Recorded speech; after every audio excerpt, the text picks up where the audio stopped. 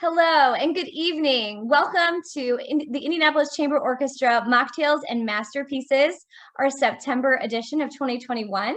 I'm Dana Stone, the Executive Director, and I'm here with Sam Osborn and Dan Boritt, both with Indy Parks, individual parks that we're partnering with this month, later this month, next week, for some incredible free concerts. So I'm going to go ahead and pass this over to Sam and let him introduce himself and so you can get to know him. Hi, I'm Sam Osborn. I work for Indy Parks and I'm the manager of the Taggart Memorial Amphitheatre, which is a brand new state-of-the-art venue in Riverside Regional Park out on the northwest side. Yeah. I don't know if you want to know anything else, but yeah, that's short and sweet. That's great. That's great. And Dan? Hi, and I'm Dan Boritt. I am manager at Holliday Park, and we oversee the ruins, which has been renovated about 7 years ago now, and is the centerpiece of Holliday Park. We've been holding concerts here all summer and really excited to finalize our season with the Chamber Orchestra in front of the ruins on Friday night. Yes, thank you. So, as many of you know, the Chamber Orchestra has a commitment to get out in the community and share our music with the vast majority of people that we can reach. And one of the ways that we do this is through these parks partnerships here with Indy Parks. We've been performing at Holliday Park for 7 consecutive years, which is something really to be excited about.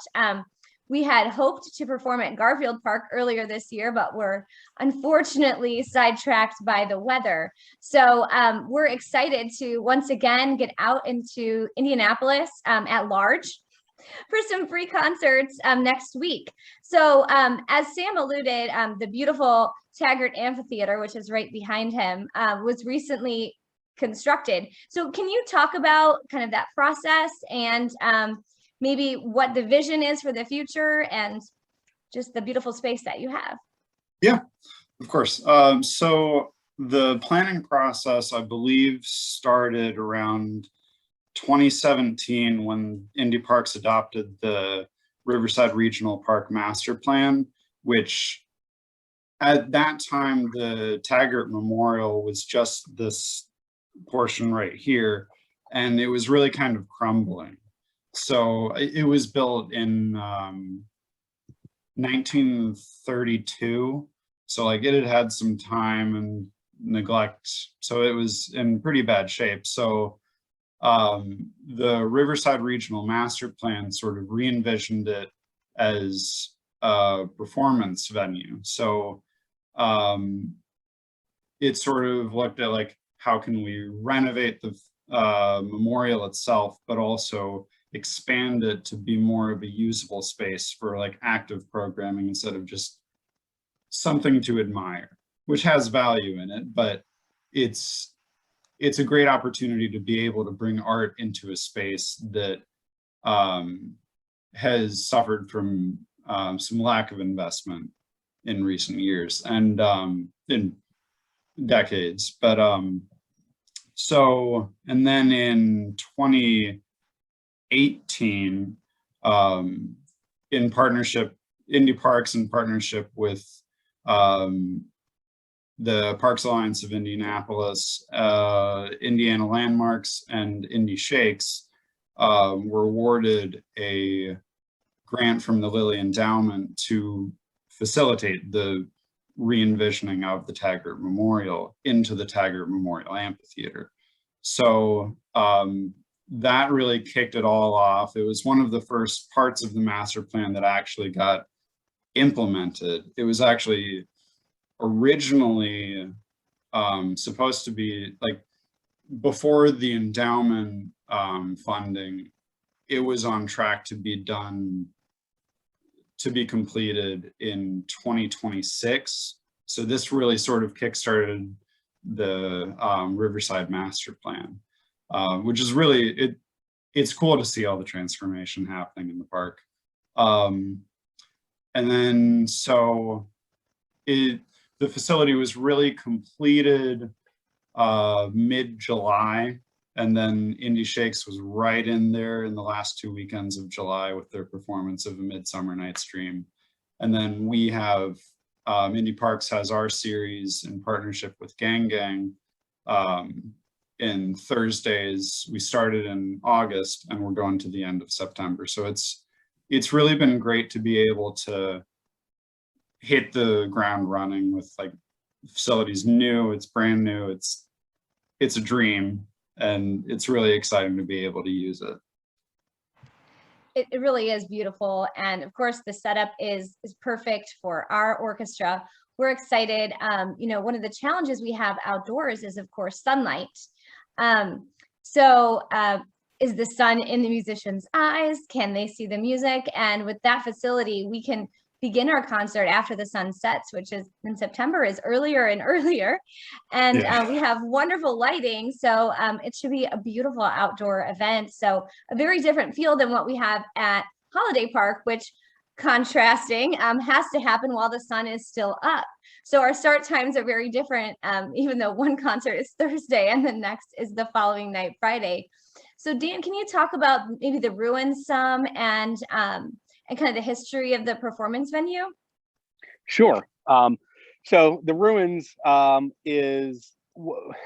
it's an interesting story how it came to be. The park itself, Holliday Park, was donated to the city of Indianapolis by John and Evelyn Holliday, who owned the property 3 years after the death of Evelyn Holliday. It came into possession of the city in the 30s as a park to teach children about nature and outdoor recreation. In the 1950s, if you can see above me, the three pillars and the three human forms were brought to the city of Indianapolis from New York City. They were carved initially in the late 1800s to sit atop the Western Electric building, and were carved by a relatively famous sculptor of the day named Carl Bitter. It was determined when the building was ripped down that they were too fine to be thrown away along with the rest of the rubble.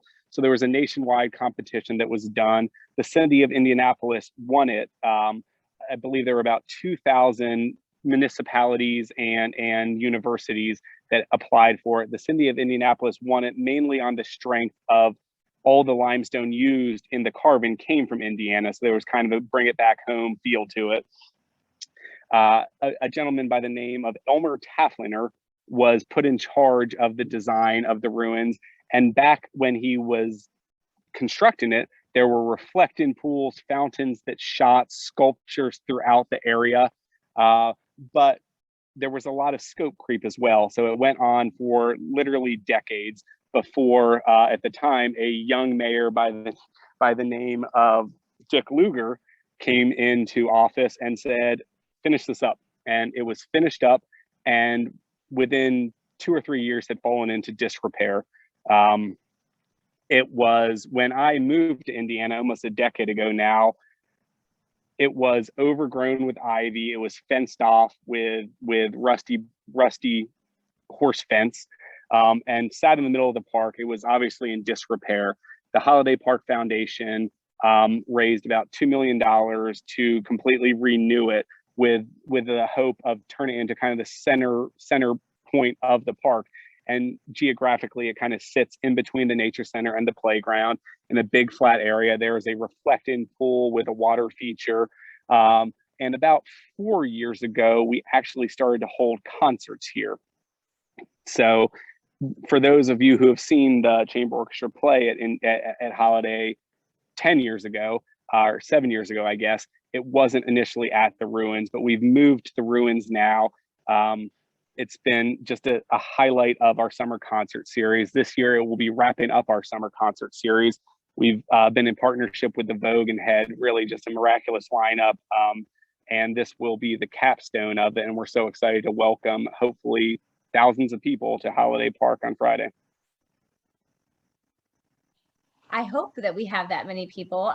You know, last year, you and I worked together tirelessly to find a way to do this as safely as possible. And of course, audience safety is still something that is very much front of mind for the chamber orchestra, for Indianapolis at large. So of course, being outdoors and experiencing music, we now can feel very confident in doing that.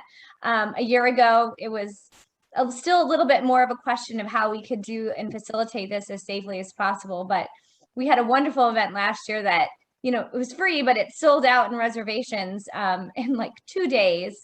So it'll be great to not have to limit that and still allow, with such a massive amount of area, a lot of people to experience this beautiful concert on the 24th.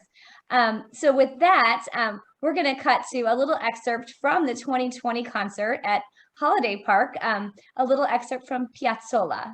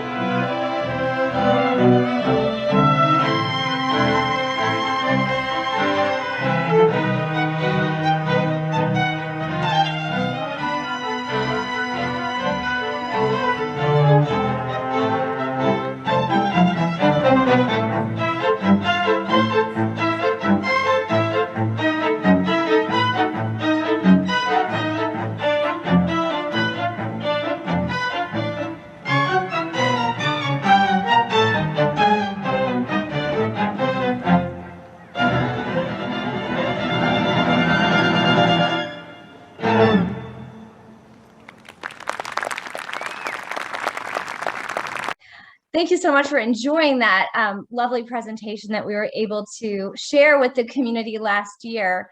As we're looking towards next week and our 2 free Parks concerts, want to take a minute to kind of share the vast repertoire that we'll be presenting, everything from Mozart, Britten, Dvorak, a piece by William Grant Still, Richard Strauss, Offenbach. So we've got kind of a nice balance of well-known classical music and some fun things, along with the Suzuki students who will be playing a little side-by-side component presentation at the beginning and then in the middle. So we're excited that this program, we're able to provide it to the community, excuse me, at no charge, but it is a repeat performance. So the concert you see at Taggart, you'll also see at Holliday Park, which is a benefit for our orchestra for sure, and allows us to be able to share music with an even wider demographic here in the city. So we're excited to be a part of the rededication celebration at Taggart Memorial Amphitheatre on Thursday, September 23rd. And I'm going to hand it over to Sam so he can talk about that a little bit more. Yeah, so the rededication celebration on the 23rd it really starts at 4:30, like 4:30 to 6 is the celebration aspect, and that'll highlight all the different art forms that can be facilitated at the Taggart Memorial Amphitheatre. So we'll have a short performance from I think Indy Shakespeare is performing a short scene as a part of the celebration. We'll have a dance company and some music interspersed between dignitaries speaking about the redevelopment of the Memorial Amphitheatre, and some community leaders and members talking about what Taggart means to them and how wonderful it is for them to see something that has been falling apart for so long finally being renovated and reimagined into the performance venue. So that's 4:30 to 6, and then we'll start setting up for the concert that begins at 7 with the ICO.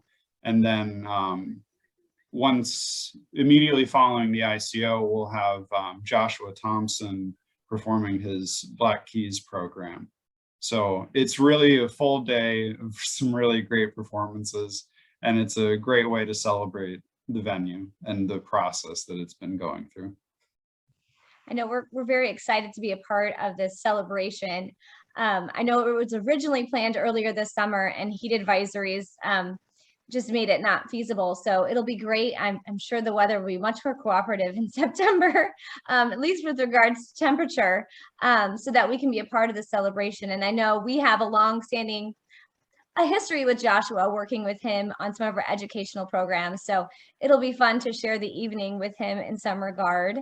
And Dan, if you can talk about the Holliday Park setup. I know we worked on different ways to kind of keep the program fresh and exciting with some yoga and other factors. So I'll hand it over to you.